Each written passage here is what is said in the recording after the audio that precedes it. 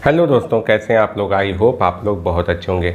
दोस्तों, अभी हम लोग जितनी भी वीडियो पर बात कर रहे हैं उसमें पेंशन और ख़ासकर फैमिली पेंशन पर बात कर रहे हैं। तो इसी क्रम में आज हम लोग बात करेंगे कि विधवा या विधुर को किन शर्तों के साथ पेंशन दी जाएगी। अगर विधवा का पुनर्विवाह हो जाता है या उसकी जॉब लग जाती है तो क्या उसे पेंशन मिलती रहेगी। तो इन पे हम बात करने वाले हैं। तो चलिए शुरू करते हैं। नमस्कार दोस्तों, मैं कुंवर सिंह आपके अपने चैनल फाइनेंस की पाठशाला में आप सभी का स्वागत करता हूं। दोस्तों, इस चैनल पे हम लोग फाइनेंस से संबंधित डिफरेंट टॉपिक्स पे बात करते रहते हैं, खासकर एनपीएस और ओपीएस पे। अगर आप चैनल पे नए हैं, पहली बार आए हैं या अभी तक आपने चैनल को सब्सक्राइब नहीं किया, चैनल को सब्सक्राइब करके बेल आइकन बटन को प्रेस जरूर कर दीजिएगा और साथ में मेरे मोटिवेशन के लिए इस वीडियो को लाइक भी जरूर कर दीजिएगा। तो चलिए शुरू करते हैं आज की पाठशाला।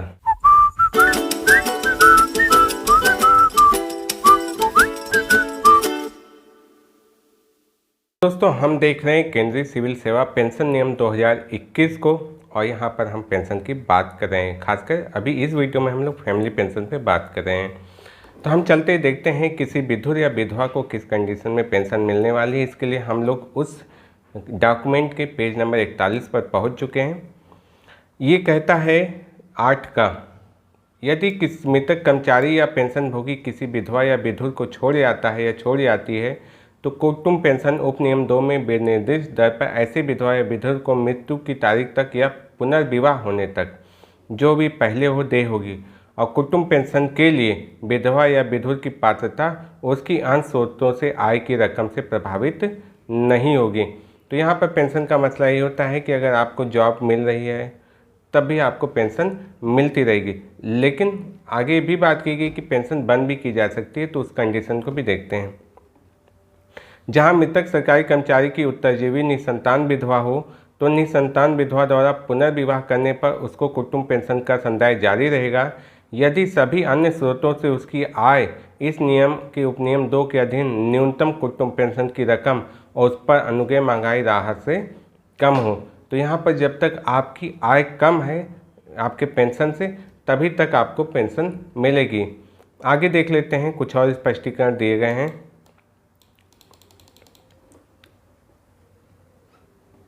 परंतु यह और कि यदि निसंतान विधवा के पुनर्विवाह करने के बाद उसकी आय सभी अंश स्रोतों से इस नियम के उपनियम 2 के अधीन न्यूनतम कुटुंब पेंशन की रकम और उस पर अनुग्रह महंगाई राहत के समतुल्य अधिक हो जाती है तो उसको दे कुटुंब पेंशन बंद कर दी जाएगी और मृतक सरकारी कर्मचारी के कुटुंब के अन्य पात्र सदस्य यदि कोई हो को दे होगी।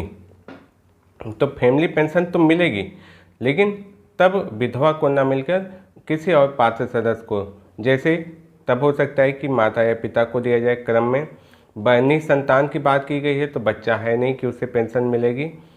भाई या बहन को दिया जा सकता है, तो वो अलग क्रम के हिसाब से चल सकता है। ग नंबर को देख लेते हैं, जहां मृतक सरकारी कर्मचारी या पेंशन भोगी एक से अधिक विधवाओं को छोड़ जाता है, जो कि बहुत कम चांसेज हैं। विधवाओं को बराबर अंशों में कुटुंब पेंशन का संदाय होगा और विधवा की मृत्यु या अपात्रता होने पर कुटुंब पेंशन का अंश उसके बच्चे या बच्चों के लिए दे होगा जो उपनियम 9 में उल्लिखित पात्रता शर्तों को पूरा करता है या करते हैं। देखिए, यहाँ पर अपात्रता की बात की गई है। होता क्या है कि जो हिंदू मैरिज एक्ट है उसमें एक ही विवाह की बात की गई है, 2 विवाह यहाँ पर कानूनी नहीं है। और हमें यहाँ पर जो विधवा या विधुर की बात की वो कानूनी रूप से जो उन्हीं को माना गया है। अब 2 विवाह कब कर सकते हैं उसकी भी कुछ शर्तें हैं, उसके बारे में हम लोग इस वीडियो में नहीं बात कर रहे हैं। जरूरत पड़ी तो कभी किसी और वीडियो में हम उस पर भी बात करेंगे कि आप 2 विवाह कब कर सकते हैं।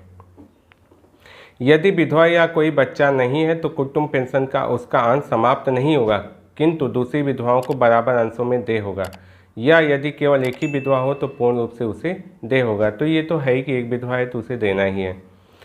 अंगा कहता है, जहां किसी मृत सरकारी कर्मचारी या पेंशन भोगी की कुटुंब पेंशन के लिए किसी पात्र बच्चे के बिना कोई उत्तरजीवी विधवा हो, किंतु उसने किसी अन्य पत्नी से जो जीवित नहीं है पात्र बालक या बालकों को छोड़ा है, तो उपनियम 9 में उल्लिखित पात्रता शर्तों को पूरा करने वाला बच्चा या बच्चे कुटुंब पेंशन के उस अंश का हकदार होगा या होंगे जो माता को उस दशा में मिलता है जब वह उस सरकारी कर्मचारी या पेंशन भोगी की मृत्यु के समय जीवित होती।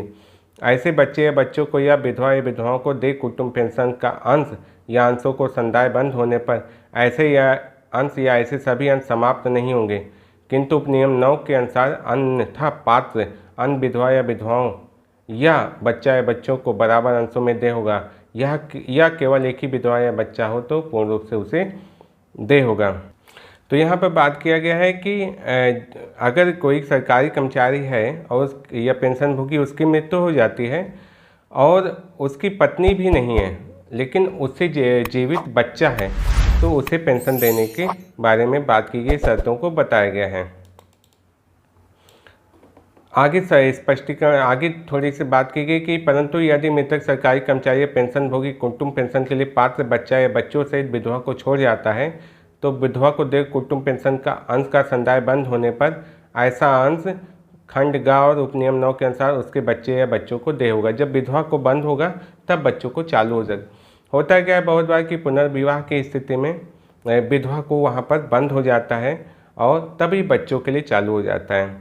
क्या कहता है, जहाँ मृतक सरकारी कर्मचारी या पेंशनभोगी कुटुंब पेंशन के लिए किसी पात्र बच्चे के बिना ही विधवा छोड़ जाता है, किंतु एक तलाकशुदा पत्नी या पत्नियों से पात्र बच्चा या बच्चों को अपने पीछे छोड़ जाता है, तो बच्चा या बच्ची जो उपनियम 9 में उल्लिखित पात्रता शर्तों को पूरा करता है या करते हैं, कुटुंब पेंशन के उस अंश का हकदार होगा जो कि सरकारी कर्मचारी या पेंशनभोगी की मृत्यु के समय माता को प्राप्त होता।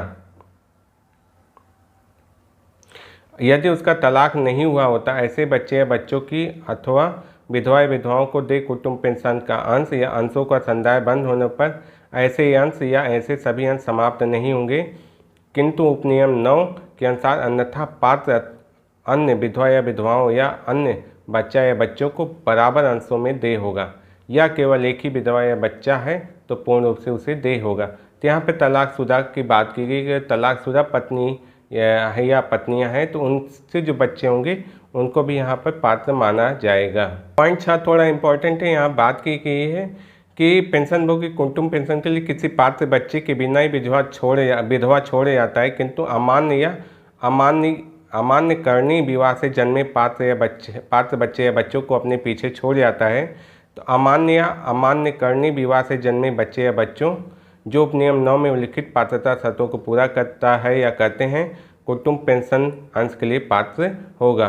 तो यहाँ पर अगर अमान्य है वो विवाह फिर भी बच्चे हैं उसे, तो वो भी पात्र माने जाएंगे। यहाँ में बात की गई है कि जहाँ कोई मृतक सरकारी कर्मचारी या पेंशनभोगी या महिला सरकारी कर्मचारी या पेंशनभोगी न्यायिकता पृथकृत मतलब जिसे डाइवोर्स हो गया हो, तो वहाँ पर अगर कोई विधवा या विधुर है अपने पीछे छोड़ जाता है, तो कोई बच्चा या बच्चे नहीं है, तो मृतक की बाबत कुटुंब पेंशन उत्तरजीवी व्यक्ति को संदेह होगी, तो उसके आगे जो भी उसका उत्तराधिकारी होगा उसे वो पेंशन मिलेगी। में बात की गई कि अगर कोई सरकारी कर्मचारी है, महिला या पुरुष पेंशनभोगी है, तो वहाँ पर अगर वह पृथकृत है, डाइवोर्स है, बच्चा मानसिक मंद है, किसी संरक्षक को पेंशन दिया जाएगा।